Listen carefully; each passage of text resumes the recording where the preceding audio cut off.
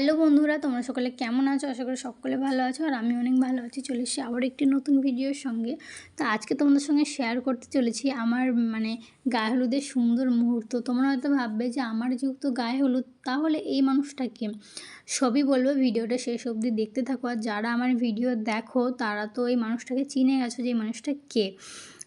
তো তোমরা খুব ভালো করে জানো যে আমার বিয়ে হয়েছে 1 মাস হয়ে গেছে। তো 1 মাসেরও বেশি হয়ে গেছে।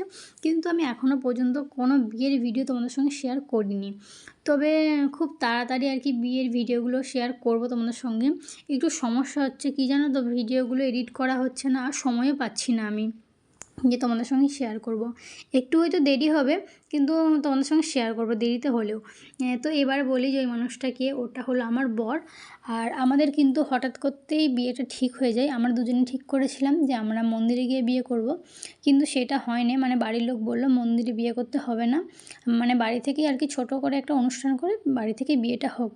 আর তোমরা হয়তো ভাববে তাহলে তোমার বর কেন তোমাদের ওখানে গিয়ে কেন গায়ে হলুদটা হলো? ওটা আমাদের মন্দির, তোমরা অনেকেই চেনো, কালী মন্দির।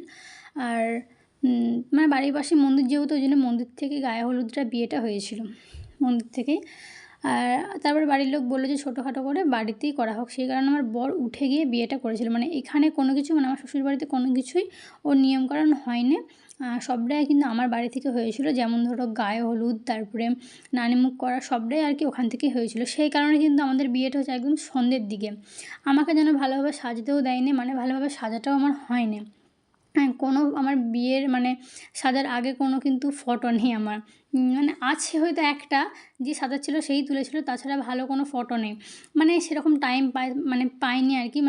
কোনো রকমে আমাকে সাজিয়ে দিয়েছিল আর আমি বিয়ের পিঁড়িতে বসেছিলাম। তবুও কিন্তু ওই 8টা বেজে গেছিলো বিয়ের পিঁড়িতে বসতে। আমাকে বলেছিল 7টার মধ্যে রেডি হতে, কিন্তু যেহেতু আমার বর এখান থেকে 2:30টার সময় গেছিলো আমার বাড়িতে, সেই কারণে ওর গায়ে হলুদের পর তারপরে কিন্তু আমার গায়ে হলুদ হয়েছিল। ও গেছিলো 2:30টার দিক করে, ওর 3টের সময় করে গায়ে হলুদ হয়েছিল, তারপরে কিন্তু আমার হয়েছিল। আর ওকে যখন স্নান করাতে নিয়ে যাই তখন কিন্তু সন্ধে হয়ে গেছিলো, সন্ধে হয়ে অনেকটাই হয়ে গেছিলো। তারপর আমাকে যখন স্নান করাতে নিয়ে যাই পুরো অন্ধকার হয়ে গেছিলো। আর এই শীতকালে বলো তো কেমন লাগে পুকুরের জলে স্নান করতে। আর এখানে আমার বৌদিরা আমার মাইমা আছে এই যে বসে, আর আমার বৌদি তো আমার মুখেতে হলুদ ঘষছে। এত পরিমাণে হলুদ দিয়েছিল যে ওইগুলো তুলতে আমার প্রায় আধ ঘন্টা টাইম লেগেছিলো। ওরা তো যত পেরেছে হলুদ মাখিয়েছে দমে। হ্যাঁ, আর এটা বুঝছে না যে এত শীতের মধ্যে কি করে স্নানটা করবে মেয়েটা, একটু মায়া দেওয়া হয়নি। দেখেছো আমার বৌদি কীভাবে আমার গায়েতে হলুদ লাগাচ্ছে, যত পেরেছে আমার গায়েতে হলুদ লেগেছে।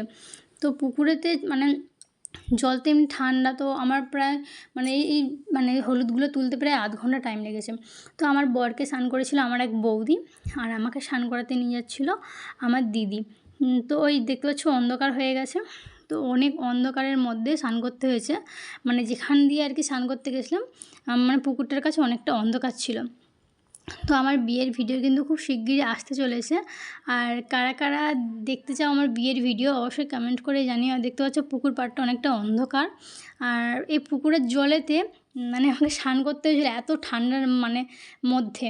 তোমাদের কার কার শীতকালে বিয়ে হয়েছে অবশ্যই কমেন্ট করে জানিও।